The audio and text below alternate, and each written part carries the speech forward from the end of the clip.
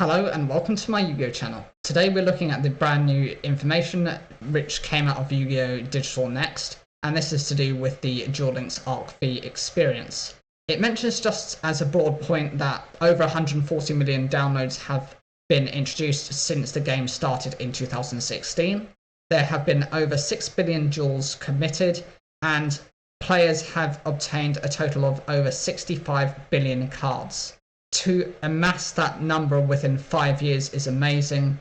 I love the fact that they've actually given this information, because most companies would not give you that type of information. They might consider it to be a bit sensitive, or they just might not think you're that interested. But actually, sometimes I would argue by giving us this information, you see how powerful Yu-Gi-Oh! Duel Links is and how popular it still is to this day.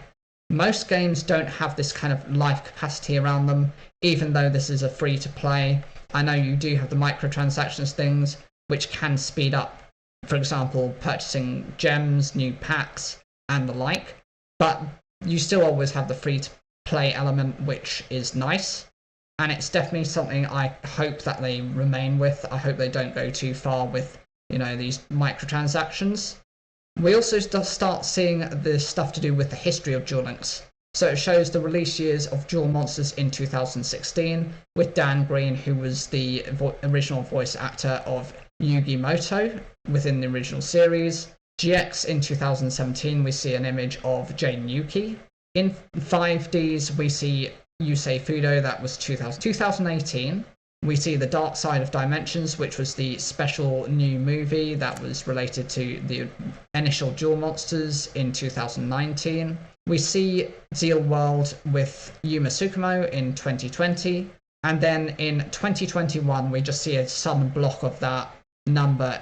And then we see the pendulum, which is famously known within the original anime of Yu-Gi-Oh! Arc 5, and the official confirmation of Yu-Gi-Oh! Arc 5 sometime within this year.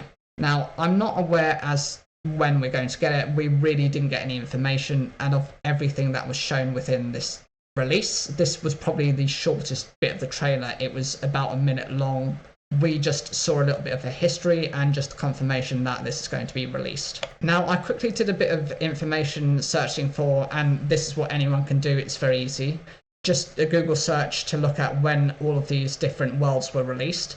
And it was during the end of September. It was anywhere between the 25th to something like the 29th of September. And this was consistent with every world that has been released. It's not a case of one being released in June, one in March, one in April, and one wherever. They're all strategically being introduced at that time. So I'm guessing already they've built most of the framework for it.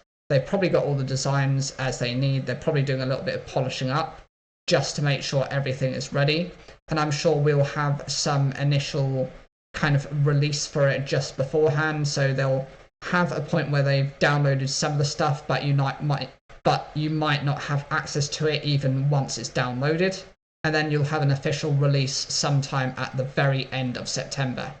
That means as of the time I'm making this video on the 23rd of July, we are looking at basically 2 months for the Pendulum Monsters to be released.